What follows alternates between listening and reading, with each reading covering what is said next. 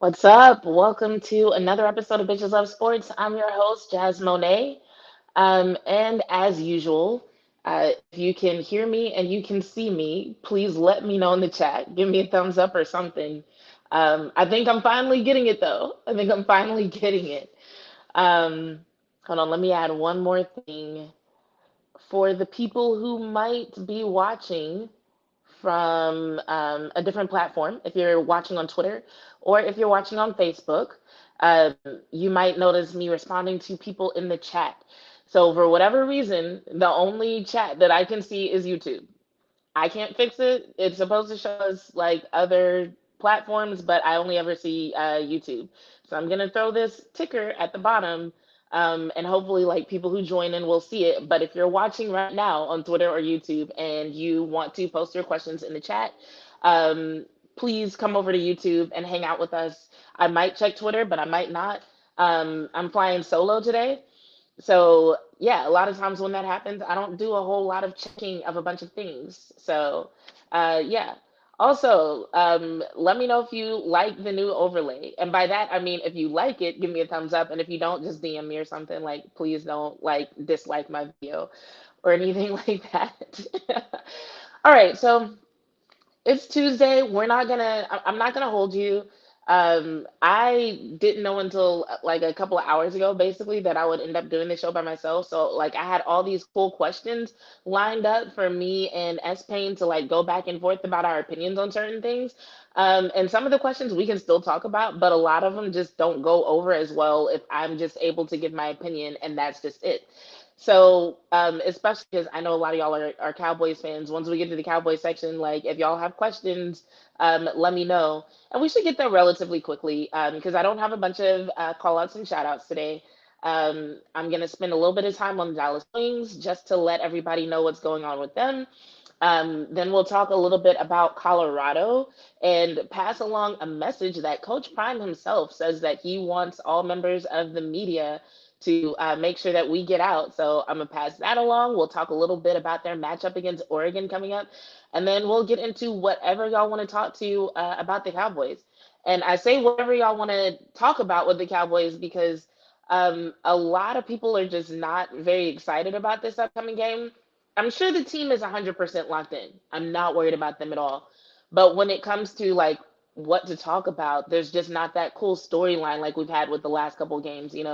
Going against the Giants, there was a speculation of like, oh, how much have the Giants improved? Like, what are we going to do about these new pieces they've added on the offense? What is our offense going to look like? Okay. And then we see our defense completely dominate. We saw our offense go out there and play some of the most efficient football that the Cowboys have seen in years, right? And then against the Jets, it was like, okay, can you repeat it? They've got this great defense. How's the Cowboys offense going to do against this great elite defense? And they did just fine. And so now going into this next weekend, people are just like, yeah, there's not really anything to talk about. Like, I think people are looking forward to seeing if there's something else that we might see in the playbook. There are some questions on the offensive line as far as like who's going to be there, but even with the changes in this last game, they didn't do terribly. So I just feel like for now, there aren't a lot of questions to be answered. So, whatever y'all want to talk about when it comes to the Cowboys, when we get to that section, we can absolutely do that. But for now, we'll do a really quick shout outs and call outs. And by that, I mean the only shout out and call out that I have is a shout out to the Dallas Wings. I shouted them out once for making it into the WNBA playoffs. And then on Friday, they won that first playoff game. So the way the WNBA playoffs work, and I'm gonna see if I can pull up this video for y'all just to like have fun with it, because why not? But the way the WNBA playoffs work is the first round is a best of three, and then the semifinals and the finals are both best of five. So they ended up matched up with the Atlanta Dream for the first round, and they won that game on Friday. And I'm going to pull up some highlights for y'all to look at of that while I talk about that for a few minutes. Are we sharing? Is it coming up? Oh, look at me. It's working. Look at me. Um, so yeah, the Dallas Wings, they won that first game against the Atlanta Dream. And it wasn't a given at first. Uh, they're pretty closely seated, so I won't act like one seated like way higher than the other. But basically, the Wings actually ended up in a 15-point deficit in the first half, 15 points. And so when that happened, a lot of people online were like, "Okay, the Dream are going to run away with it, yada yada yada." But then by halftime, the Wings got it to a 49-point tie, and ultimately they ended up winning with a score of 94 to 82. So that put them up 1-0. Best of three means they have to win two to go on to the next round. And the next game is actually tonight. So tonight, pretty much a few minutes after we get out of here at 8 p.m. Central on ESPN, you can watch the Dallas Wings. Now, the reason why I think y'all might be interested in watching them is the way they won that first game. It basically looked like they looked at the Atlanta Dream and they were like, okay, we can be faster and more aggressive than you. Like you might be able to hang, but you can't really keep up like talking about. So it's like kind of like this scene that we're seeing right now with Enrique just running away with it. If you are interested in seeing a WNBA team that plays with a fast pace and a lot of aggression, you definitely want to watch the Wings. So this will be a fun game to watch. If you haven't been watching the WNBA, this is a good time to hop into it. It'll be a fun game to watch. The Wings are a fun team to watch. So yeah, definitely support them. And that's that shout out. So, on that note, let's talk a little bit about Colorado. So, if you've been watching my channel, I talked on Sunday about the Colorado Buffaloes, so University of Colorado, or Colorado University, I should say, sorry, and their game against Colorado State. So, that game was really interesting just because of all the hype surrounding it. Now, I'm not sure if the hype was because Colorado was undefeated or if it was because of rivalry game. I'm not going to pretend like I know a lot about Colorado to know their traditions because I was like, okay, it's not homecoming. Why is everybody so excited about this game? So the only conclusion that I could come to was that they won two games that people didn't necessarily expect them to win, and then they're going into this third game, which is a rivalry game that people expected them to win because of how this team performed in their first week of play. And there was so much hype and fanfare. It was looking back on it, it was quite frankly ridiculous, especially to say that it wasn't homecoming or anything like that. Um, and if you notice, if you've been paying attention, a lot of that hype has calmed down, and that's another reason that made me say like, okay, maybe all that happened just because it was a rivalry game. Because this week it just there's not a bunch of celebrities running around. There's not a bunch of trash talk going back and forth between the teams, so it's kind of like, okay, what made everybody calm down when it came to Colorado? Um, and so I think it's a combination of like, okay, it was a rivalry game, and also that game was a lot closer than people wanted it to be. Nobody anticipated that score being close, and they definitely did not anticipate it going into overtime. So I think even if people wanted to continue making a big fanfare, because like all the home games are sold out. So it's not like the community all of a sudden lost interest in Colorado or anything like that. The home games are sold out. People are hyped and ready to show up for Colorado. But just as far as like all the media coverage and the branding, all that has calmed down. They're just regular kids practicing the game of football this week, which I think is gonna bode well for them and how they might perform against Oregon. Um, but yeah, so this week they've got Oregon. It's their first ranked opponent. Colorado is also Oregon's first ranked opponent, but Oregon is ranked significantly higher than Colorado. And I gotta look at my notes for this one. Sorry, y'all, because I'm not gonna sit here and lie to y'all and act like I watch all the college football games. I do like what's happening with Colorado, so I've been paying attention to that, but I haven't been like watching Oregon. But I did look up a few things about this game coming up. If you know anything about it, about the predictions, feel free to throw it in the chat. But yeah, so Colorado is currently ranked 19th. They dropped one spot on Monday, I guess because that game was closer than everybody anticipated. And Oregon is currently ranked 13th. Yeah, so they're a few spots above Colorado. Now, a lot of people are anticipating that Oregon's gonna win this game and not by a little bit. Most scores that I'm seeing thrown out by people have Oregon winning by a margin of anywhere from 30 to 50. So I I don't want to say that I don't expect Colorado to win this game. It's just like I said, it's their first ranked game this season. Oregon is ranked significantly higher than them, and we've seen some inconsistencies in the way that Colorado plays. It kind of makes me wonder, like, okay, how are you going to handle an opponent that is so much better than other teams that you faced? Now, if we look at the offense for both teams, or actually, let's just like look at the team holistically. I'm basically just gonna walk y'all through the numbers that I looked at, and then like if y'all see something that stands out to you in a different way than it stood out to me, you let me know in the chat. But here's the numbers I looked at. Oh, let me put this on because I tried this one thing with StreamYard, and y'all tell me how it sounds. Y'all are gonna be like my test buddies today. But let me know if that's like really loud. Is that loud? Can y'all hear that music in the background? It's like loud as fuck in my headphones. I'm not gonna lie. And I'm like turned down. Oh wait, that's better. That's probably better. I bet that's good. Okay, so we've got background music to discuss the numbers between Colorado and Oregon. All right. So first thing I looked at was actually let me rewind because I actually meant to tell y'all about some of these numbers from the Colorado versus Colorado State game. So they actually broke some records with that last game.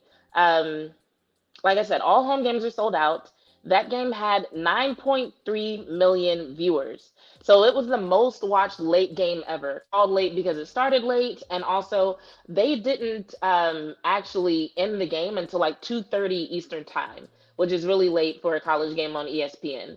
Um, of course, partially due to the overtime, partially due to them starting late. It was also the fourth most watched regular season game in the last 6 years, and it's ESPN's fifth most watched game ever. It was also the most streamed game of all time. Apparently, it peaked at 11 million. And so here's the part that's significant to what we're about to talk about. The Colorado Buffaloes are the fourth team in FBS history to start 3-0 after losing 11 games the previous season, and they're the first team to force four turnovers in back to back games in 20 years. So that turnover number is significant because when you hear that number, it's like, oh, they're forcing turnovers. They forced four turnovers in back to back games, right? So it makes them sound like a good defense. But in actuality, they actually allowed the Rams, who are Colorado State, they actually allowed the Rams almost 500 yards of offense. Almost 500. Now the thing about that is, in Oregon's last game, they did just over 500 yards of offense, and they ended up scoring like I should have organized these tabs better. Give me a second. So they ended up scoring 55 points, but they're just over 500 yards of offense, whereas the Rams, they only scored 35 points. So I'm looking at that and I'm just like, okay, if they allow as much offense for Oregon as they did for Colorado State, it's going to be a problem, obviously. And then there's also the fact that Oregon clearly has a better quarterback. A lot of us have heard the name Bo Nix. That name even started to come up during this previous year's draft. I started hearing that name, but he didn't get drafted. Well, I shouldn't say he didn't get drafted. It's not like people had the option to choose him and he didn't. He's still at Oregon. So yeah, people have heard the name. He's still at Oregon. Apparently, he's a Heisman favorite. Supposedly, Shador Sanders is as well. But either way, he's a significantly better quarterback than what Colorado State had. Braden Fowler Nicolosi was a relatively inexperienced quarterback who was still able to do a lot through the air, scored three touchdowns, but also ended up with three interceptions, 367 yards passing. With Nix, looking at his numbers compared to Shador, let me pull that up real quick. Are y'all saying stuff in the chat? I'm gonna check the chat comments in just a second.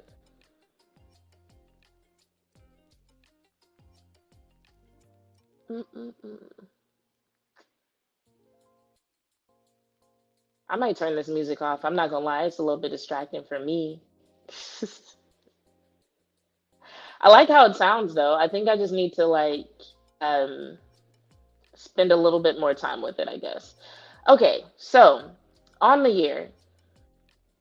Nope, not team stats. That's not what we want.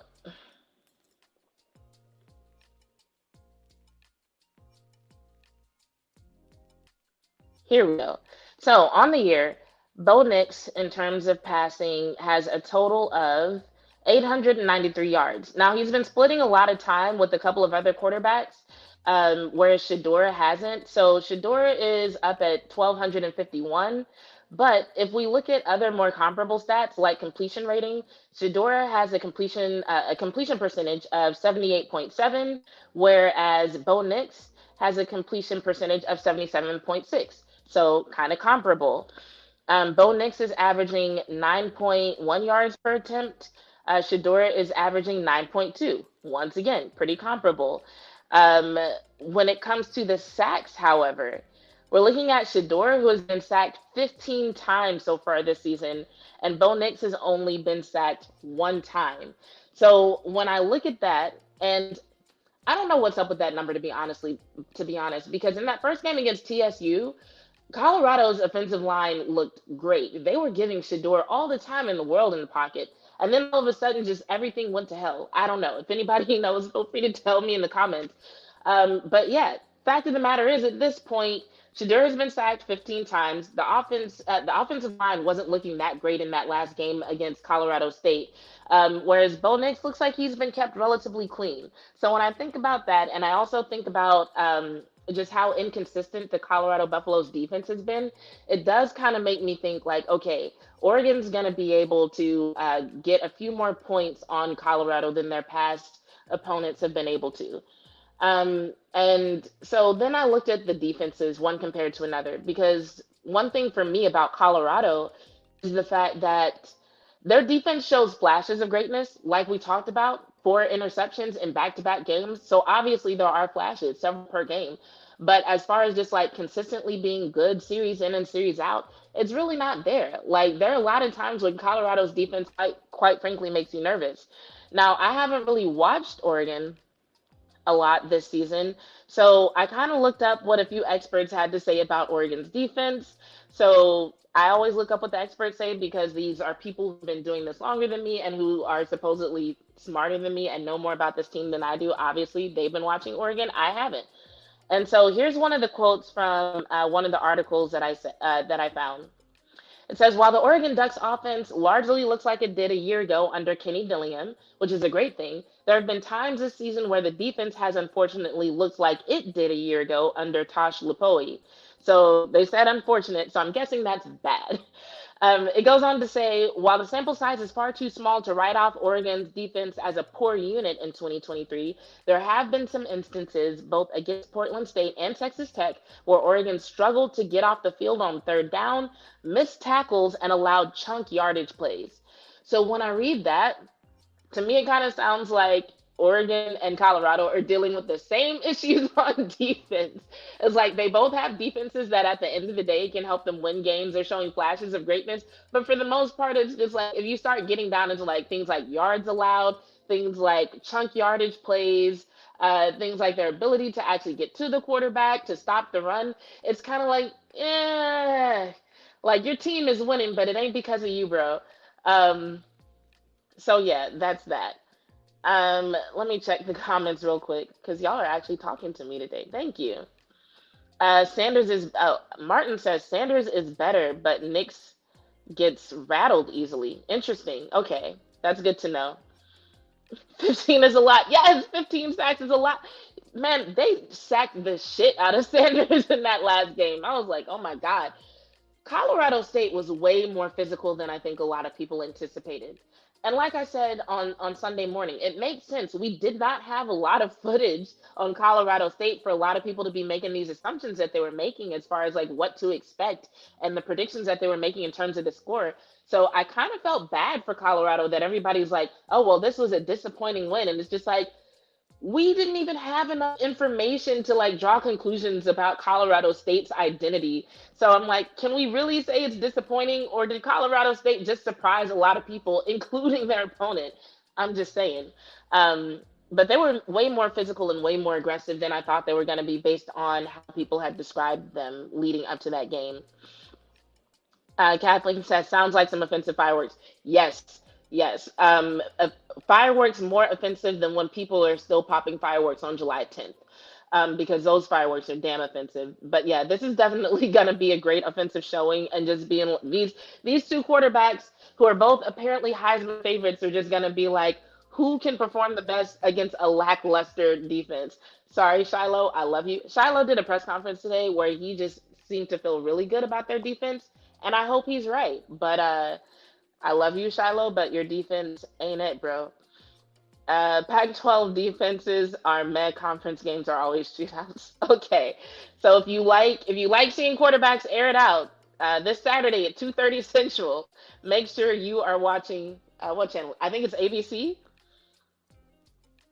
So yeah, there we have it. All right, I'm gonna pause this real quick so I can find. Don't do that. I'm gonna find this clip that Coach Prime wanted everybody to share. If I can still find it. Let's see. I don't know. I might have to click through a little bit, or I can just tell you what he said if I don't find it on the first couple of tries.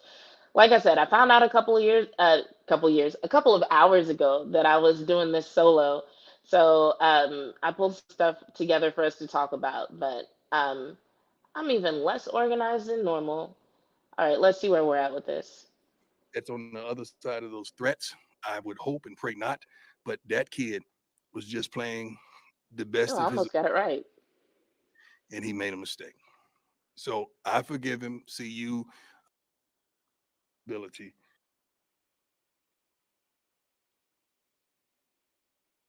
Someone must win.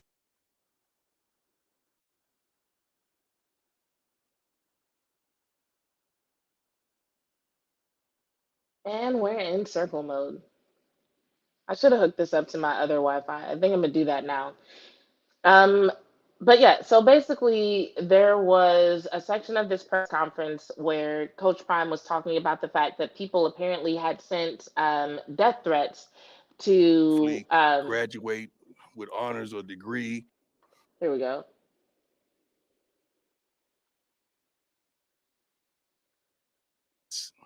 This is still a young man trying to make it in life. I want you guys to record this and run with this. There we go. Henry Blackburn is Oh God. Okay, technical difficulties again. Give me 1 second. I'm gonna hook my laptop up to my other Wi-Fi, to my mobile hotspot on my phone, and then we'll go ahead and play the clip because he did specifically say like, I want y'all to send this out. So give me 1 second, and then we'll do that. But yeah, basically, long story short, apparently people are sending death threats to the kid who laid the hit on Travis Hunter. And I don't know what's going on with my Wi-Fi. I feel it almost feels like, and this is like the weirdest ass conspiracy theory y'all might ever hear, but it almost feels like somebody's like targeting Dallas Cowboys content creators with technical issues, because it's like I never used to have problems like this with my own Wi-Fi, but then my issue started around the same time that Will Stills started, and so I'm just kind of like, okay, what's going on? All right, let's see if we got this now. Or it could just be that I have too many damn windows open. No, that's never been an issue. If y'all watch the show, y'all know I keep tabs open. I'm gonna close this one now. All right, let's see if we can now hear what Coach Prime has to say.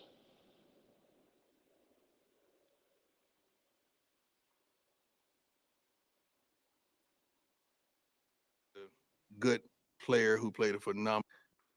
Saying that's what transpired, but it's from any of my teammates as well. We want to play a clean. You want to be dominant, but game. That tape and says, I'm going to hit him. I'm going to hit him late. I'm going to hit Shadur late because Well, maybe that's our shot. that's not having character. I don't know how you're going to have success and longevity in this game, coaching in that aspect. I don't condone that. I don't teach that. I didn't condone it when I played the game. From any of my teammates as well, we want to play a clean. You want to be dominant, but you want to play clean because at the end of the day, you want your opponent's respect. You do. Um, I'm not saying that's what transpired, but it's unfortunate if it did. What's the gentleman's name? Henry Blackburn. I want you guys to record this and run with this. Henry Blackburn is a good player who played a phenomenal game. He made a tremendous hit on Travis on the sideline. You could call it dirty. You could call it he was just playing the game of football. But whatever it was, it does not constitute that he should be receiving death threats. That's this is still a young man trying to make it in life, a guy that's trying to live his dream and hopefully graduate with honors or degree, uh, committed to excellence and go to the NFL. He does not deserve a death threat over a game. At the end of the day, this is a game. Someone must win, someone must lose. Everybody continues their life the next day. Very unfortunate. I'm saddened if there's any of our fans that's on the other side of those threats. I would hope and pray not, but that kid was just playing the best of his ability and he made a mistake. So I forgive him. See you. Our team forgive him. Travis he's forgiven him. Let's move on. But that kid does not deserve that. The So there are a few interesting things about that. So one interesting thing is the fact that he's like, yeah, I forgive him, the team forgives him. But in this same press conference, Shiloh actually goes a few minutes after Coach Prime does, and Shiloh says something to the effect like, "Oh yeah, I wanted to do something to him," like insinuating that he kind of like wanted to beat the guy up or something. Um, so not a death threat, obviously not a death threat, but I'm like, it definitely didn't exactly align with the forgiveness that Coach Prime was talking about. This is my first time hearing about this kid getting death threats, which definitely is horrible. Like I hate to hear that.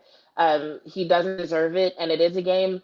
But I think the reason Coach Prime decided to say something is because it's kind of like before the game happened, there was like a little confrontation, we'll call it, at midfield.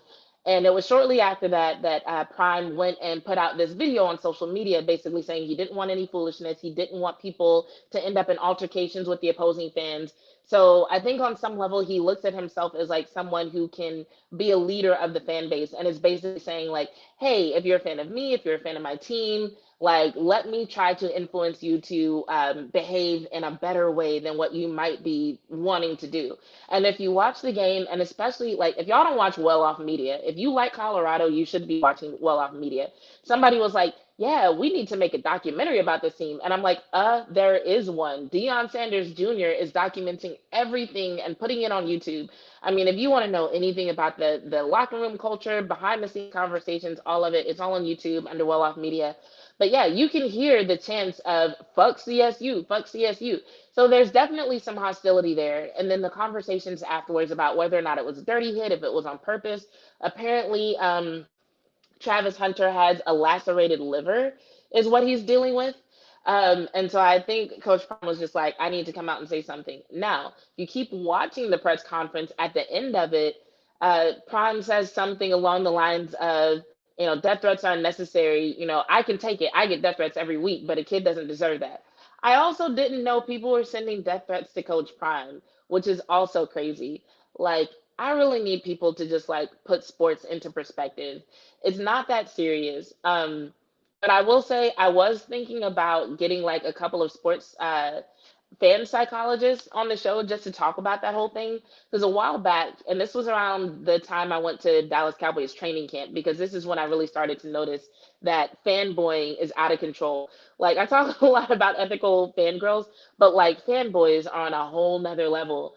And I do at some point want to have a conversation and just nerd out on the psychology behind fangirls and fanboys and what makes people get a little crazy. Um, so yeah, maybe one day we'll do that, but I'm just like, yo, we need to calm down. It's unnecessary. It's a sport, it's a game. Um, yeah, we don't need to be like threatening people's lives over stuff like this. So I'll just leave that at that for now. But yeah, as far as Colorado versus Oregon, everybody seems to be on the same page that, yeah, it's going to be a high scoring game on both sides. Pretty much whose defense is worse kind of thing, because it does look like the quarterbacks are relatively comparable. And Martin, I feel your comment earlier about, Knicks being rattled. But I mean, if we look at how Shador played in this last game, can we really say he doesn't get rattled? Like, he would never admit it. I feel like it's against the rules of the Sanders family to admit that you ever get rattled. But whatever was happening, he wasn't really playing with the most composure. Um, the fact that he came back and made that drive at the end, that was awesome. That was great. But everything leading up to that, like, it was inconsistent. He had trouble getting going. So I don't know. I don't know. Um, Martin says, I just saw something on the news today about grown adults fighting at an NFL game. Shame. Um, Yeah, I agree. One day we're gonna have a conversation about it. Maybe I'll pull some of my friends from the Psych Effect podcast, and we can just dive into fan psychology and just really have a good conversation about, like, yo, what is making these people crazy? All right. Anyone would get rattled getting sacked 15 times. Okay, good point. Good point. Yeah, I can see how there might be like a lack of confidence and a lack of certainty in the pocket. I feel you. Knicks being sacked one time on the season doesn't really have as many excuses. All right, so any other comments about Colorado before we get into Cowboys talk, Cowboys conversations? No, cool. All right, so our Cowboys, we talked about them on Monday morning. I was planning on having a completely different conversation about them today, but like I said, I found out that I'm flying solo, so now I'll talk with you guys. Um, I was watching Voch Lombardi when I found out that I was going to be hosting myself tonight, and there was an interesting question that was brought up on his show. I hope him and Will don't mind me stealing it. Voch literally has a sound drop of my voice, so I guess it's all is fair in content creation. So I'm stealing their question. Um, but there was a question. I would have stolen the video had if I had time to clip it. But y'all can go back and watch. But there was a question at one point where they were watching some sound from Brian Schottenheimer, which we are going to watch in a few seconds. But when Vach heard the sound from Brian Schottenheimer and how detailed he was in his explanation of how the offense was working and why it was working the way that it was working, he was like, were we just winging it the whole time with Kellen Moore? And so when I heard him ask that question about whether or not we'd been winging it, the first thing that I thought of was an article that I wrote during the offseason about Kellen Moore and why he would always be a punchline. And in that article, I referenced the fact that there was a game where Kellen Moore was asked about not getting Michael Gallup more involved. Now, this season, not so much of a question. We have enough weapons to where we can see why, especially when you compare weapon for weapon, you can see why Michael Gallup might not be as involved. But last season, when you pretty much had CeeDee Lamb, Michael Gallup, and then it was like Noah Brown and who else? Like, you got to think about it. It was like Noah Brown and the tight ends and what's that guy's name? Dennis Houston. Simi was in there until he got hurt, which I love Simi, but he's not Michael Gallup. Um, and so yeah, when you have that as your crew, and it looks like your passing game is struggling a little bit, not really flowing very smoothly, and then a member of the media says like, "Hey, it looks like we had some issues in the passing game. Why didn't we get Michael Gallup a little bit more involved?" Because it's not like that game Michael Gallup was fucking up. It was just like the ball was not going his way. And in the article, I mentioned that Kellen Moore basically said something along the lines that he just forgot to get him more involved. Now, I didn't find the video, but I did find another article that actually had the direct quote from Kellen Moore. And this is what Kellen Moore had to say, or I'll read directly from the article. This was written in Fan Nation Cowboys Country by way of SI.com. The name of the article is Goofy Game. Where's Michael Gallup? Kellen Moore takes Cowboys blame. And it was written by Adam Schultz on December 20th, 2022.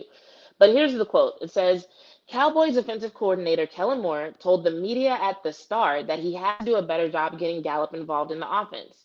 Quote, this was one of those goofy games looking back on it, Moore said. He probably didn't get the touches and looks that we anticipated. Sometimes That's the way games go. I think on my side, I need to do a better job of getting Michael more opportunities throughout the game. And I remember actually watching that press conference and just thinking to myself, like, what do you mean sometimes that's the way games go? You're the offensive coordinator. Games go, especially on the offensive side of the ball, games go the way the way you want them to. So unless you can tell us that, like, well, Michael Gallup was dealing with triple coverage all night, which he wasn't, or something along those lines, when somebody says like, hey, why didn't you get one of the better weapons involved? Because I know people had a lot to say about Michael Gallup last year, but he was still one of the better weapons. So when someone says, hey, he's one of our better weapons. Why wasn't he more involved? I expect you, as the offensive coordinator, to have a better answer than sometimes that's the way games go. The fuck? And I do believe that even though that was in December, that was like before that, I already didn't like Kellen Moore. I was not a fan, even though I wasn't as good at like defining what I was seeing in terms of what was happening on the field. I just knew what I was seeing wasn't good. I knew the receivers looked confused. I knew it looked like it was difficult for them to get on the same page with the quarterback. I didn't know what curl routes or stop routes were, but I knew that shit looked terrible and everything just looked hesitant. It wasn't flowing well, and it looked like it made it so much easier for people to just like jump the passing routes, and it was so much easier for people to defend because everybody looked confused, or like they didn't know what was going on. And so I was already like, okay, the offense needs to do better. When he said this shit, that was when I jumped on the Kellen Moore needs to be fired train. Cause I'm just like, let me read this to you again.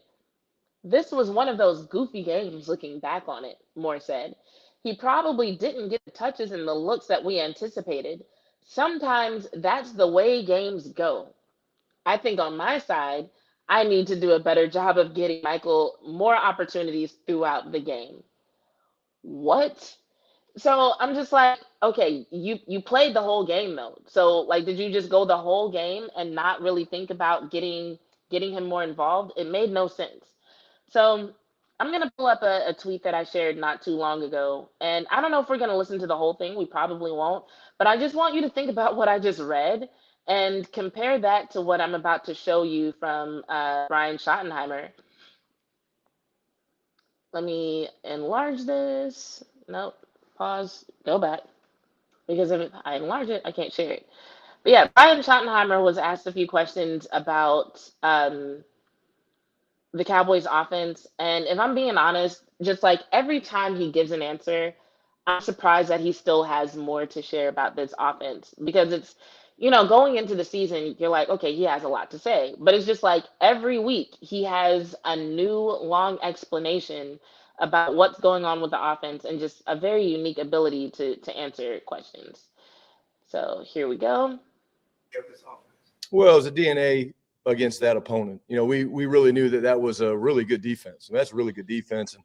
And they went out, they got themselves better by getting Al Woods and the depth and the stuff they had up front. But the objective going to that game was we wanted to throw over 28 completions. We just kind of knew it would be that kind of game where we're going to spread it around a little bit.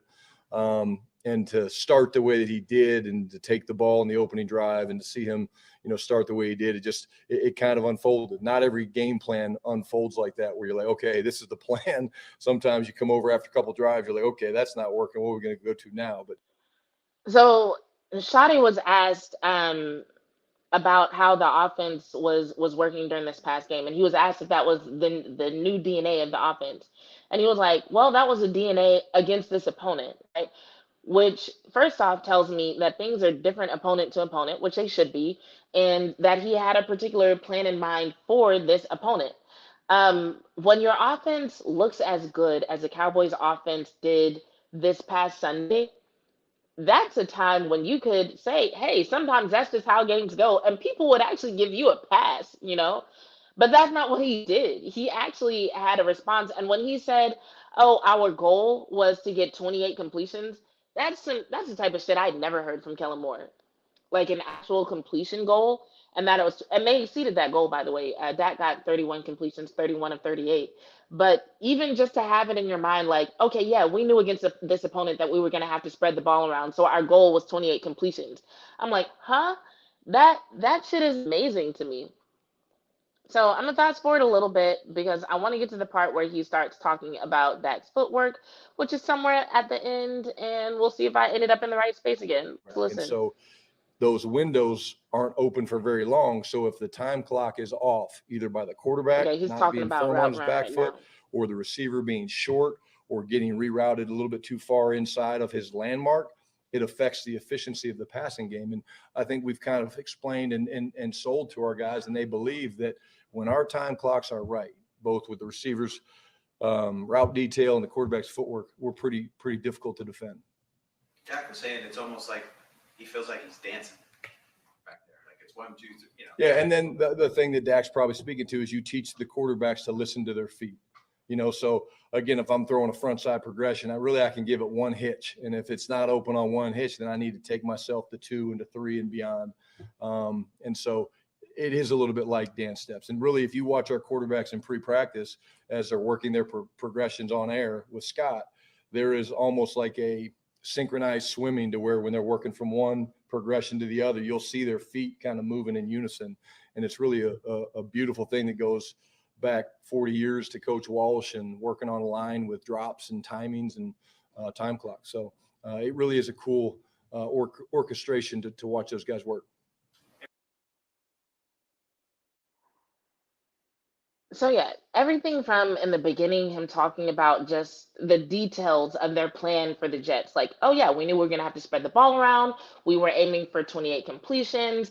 So was our game plan for this particular team, which lets us know there's a different game plan for the next team. And then all the way to the end with him going into so much detail about the footwork and the importance of the footwork for the quarterbacks. Because I know when I listened to Dak's press conference, and he made a comment about his feet telling him when to scramble. I was kind of like, what does that mean? Like, what do you mean by that? Your feet tell you that you need to scramble. Um, and Shadi basically explained it. Martin, you're hilarious. 'Cause, yes, if Kellen was watching this press conference, I'm sure he was making a face just like this, especially considering the struggles that he's dealt with um, so far this season. But for Schottenheimer to be able to explain with so much detail just on the fly about the importance of the quarterback's footwork, why it looks like a dance, why it is that sometimes Dak's feet might tell him to scramble, which was all very interesting to me. And it is something that kind of made me think. I kind of noticed it when I was at training camp. I did kind of notice that they were all kind of doing the same thing, but I didn't know that was something unique to this offense. It was my first time attending a training camp, and I saw it. But the thing that I noticed was that Dak was a little bit faster at it. Which, if you were watching this game and you just saw how fast the offense was moving, you understand why that's significant. But that was the thing I noticed. They were all doing the same thing, but Dak was able to do it just a smidge faster. Um, which I think is really cool, especially considering that apparently he looks at it as a dance. Because I'm like, okay, if you're looking at it as a dance and you're thinking that intently about your footwork, you're being that intentional about your footwork, and you're still able to speed it up, get it as fast as possible, but still keep it in time with your receivers and still be as accurate as you are, dude, oh my God, Dak Prescott does not get enough credit. I don't care. He doesn't get enough credit. Um, but hopefully they talk about that more as the season goes on because like now for me that's something that I'm going to be watching for is just like looking for those moments and looking at how his feet are on plays that go well versus plays that don't go well, or plays that go really well. Um, Now here's one thing somebody on Twitter did ask me that I am going to answer. Someone on Twitter asked me, do I think that Schottenheimer gives away too much in these press conferences? So the reason why I'm going to say no is because of exactly what he said in the beginning. In the very beginning of the press conference, I don't know if that was the beginning of the press conference. This is the beginning of the clip. But in the very beginning, when they first asked him about the DNA of the offense, he said, no, it's the DNA against that team. So whatever he's sharing about what they did or why they did it, that's something that applied to that team. and the next team is going to have to be prepared for something else. So I'm not worried about him giving away all those tidbits. It's like we got to understand Brian Schottenheimer is not new to this. Like he's been an offensive coordinator, he's been around football for a while. Even last season, he was a consultant for the Cowboys. So he's not some idiot who's going to go in a press conference and say something that would sabotage the team. If he's out here saying something, then it's something that he feels like it's okay for him to say, you know? So no, I'm not worried about him giving a lot of things away because from the sounds of it, it sounds like they kind of have a certain way that they're going to approach the game, and then once that game is over, they just kind of ball it up and throw it away, you know. So I believe that we're probably going to see something slightly different each week, and it's probably going to be something impressive. Martin says his dad is a football genius. Yes, he is. So yeah, no, I'm not worried about Brian Schottenheimer giving a lot away. Now, here's another question that came up on Twitter. Um, I posted a clip of Ryan Clark apologizing to Mike McCarthy, which, by the way, shout out to Ryan Clark. And for anybody who watches this after the live broadcast, welcome to all the new followers who are also followers of Ryan Clark and are now followers of Bitches Love Sports. We appreciate you. Every now and then, it just seems like Ryan Clark likes to retweet something that we do, and then we get a bunch of new followers. So, welcome. Any friend of Ryan Clark is a friend of mine, except maybe for Channing Crowder. I'm not on the best of terms with Channing right now, but hopefully we can fix that and smooth things over. We shall see. But welcome to Bitches Love Sports. Um, but yeah, I made a post about what Ryan Clark said, and pardon me, I get a little bit dramatic with my captions sometimes. But I basically thanked Ryan Clark for helping to kind of correct the narrative about the Cowboys because it just seemed like all offseason people weren't paying attention to what the players or the coaches were saying about this offense and how it was going to look this season as compared to past seasons. Um, and everybody kind of seemed to expect Dak to just be a terrible quarterback.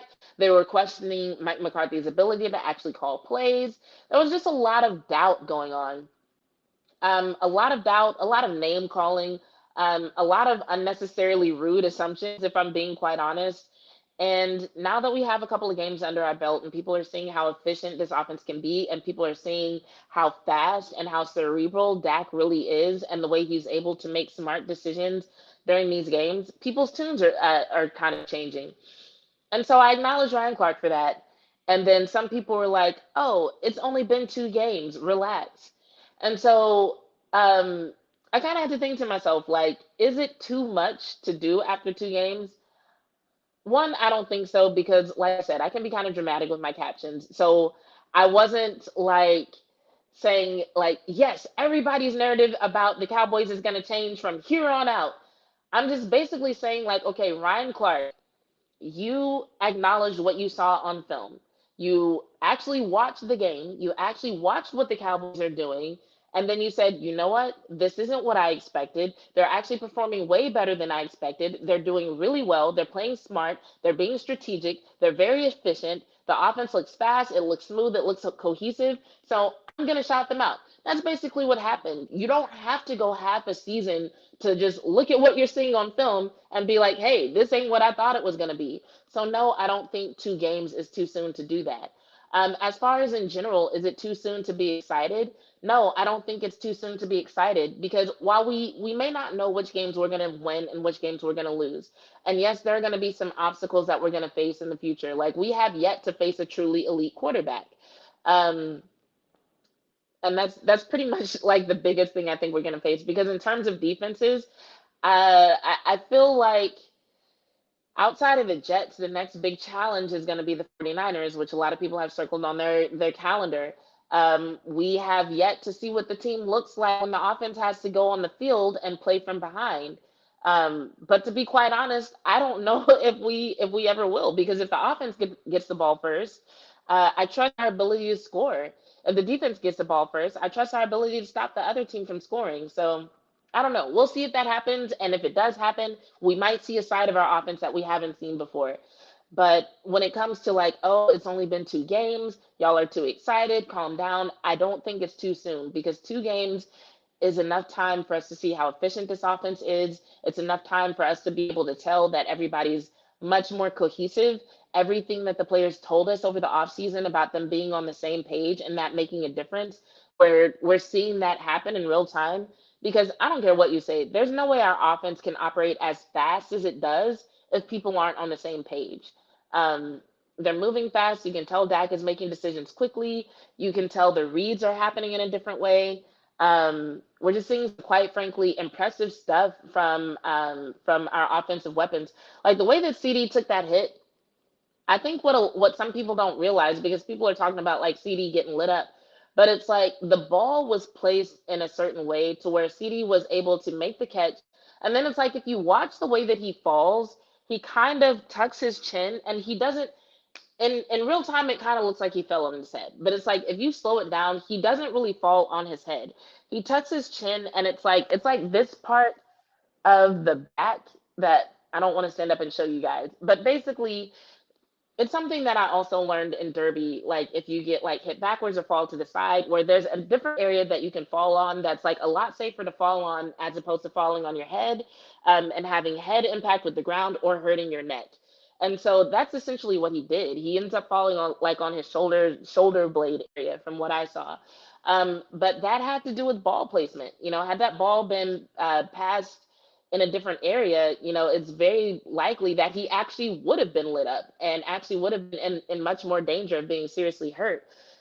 So even little things like that are just showing you like how much better the offense is operating.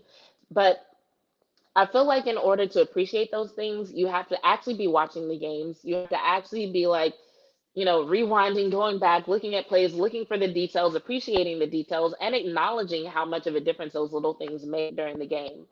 So, yeah, no.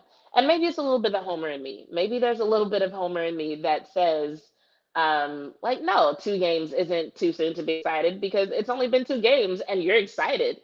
Duh. Um, but no, when I try to apply a little bit of logic and rationality, that feels easy to do. So I'm going to go with no, it's not too soon. And then it's like our friend Vach always says, go ahead and be an obnoxious Cowboys fan because they're going to hate on you anyway. So whether it's too soon or not, like if you're excited, fuck it, be excited. I'm excited. We'll be excited together. And if the team disappoints us, which I don't think they will for a while, if ever, then we'll cross that bridge when we get to it. So that's pretty much all I have. I haven't looked at a lot of footage from our next opponent to like really have a huge opinion on that game, except that I think we'll win. Based on what Shadi is saying, um, I think we're gonna see some different things on offense. Will it be more or less impressive? Not sure, but I'm sure the DNA for facing one of the best defenses in the league is going to be a lot different than the DNA for facing um, one of the not best defenses in the league.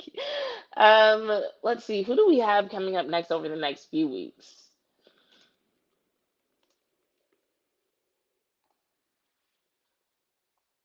Okay, so we've got, dang, is it that soon? Sorry, I'm looking at the fact that we go to the Cardinals and then the Patriots come to Arlington. And I'm like, oh, is it that soon? Because I was actually planning on going to Arlington for that game. And so I'm like, okay, so that's not this weekend, but the weekend after that, which is not like Arlington's like a long trip or it costs a lot of money. I was just like, I told a friend that I was going to be there. And I think when I said that in my mind, it was like a few weeks away. And now I'm like, dang, no, that's like a week and a half away. Okay. I definitely need to circle that on my calendar so I don't miss any major responsibilities. But yeah, that's all I got. When I'm not actually talking about the game, I'm a fangirl at heart. So today's show is definitely for the fans and how to approach our fandom. So hopefully everybody enjoyed that. I'll give us a few minutes to post any questions in the chat if anybody has any. Oh, I can also check Twitter. Let's see. I got a lot of notifications, but who knows from what?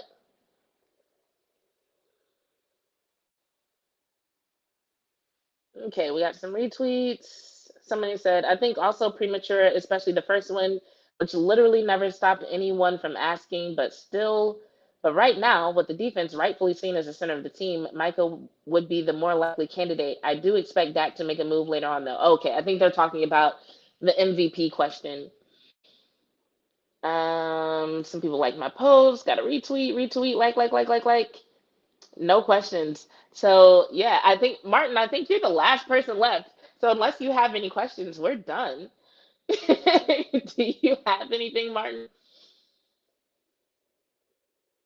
Going once, going twice. I know there's a delay in the chat. All right, well, thanks everybody for tuning in. For everybody who watches after the fact, feel free to throw questions in the comments and I might get to them later. As of right now, the next time I plan on going live is Sunday. Sunday morning, I'll go live and talk about whatever happened in the Colorado game the day before. Um, and then Monday morning, I'll go live and I'll talk about whatever happened in the Cowboys game the day before. And then Tuesday night, we'll have another show that'll be different than this one. I'm just gonna be more prepared in the future to be solo just in case it happens. And that way, if it does, whatever happens happens. And if it doesn't, great. The show will be even better. So until then, oh, and also keep on the lookout. I'll probably write some articles and I might make some content related to that. But until then, I'm Bitch 2. Thanks for watching. I'm out.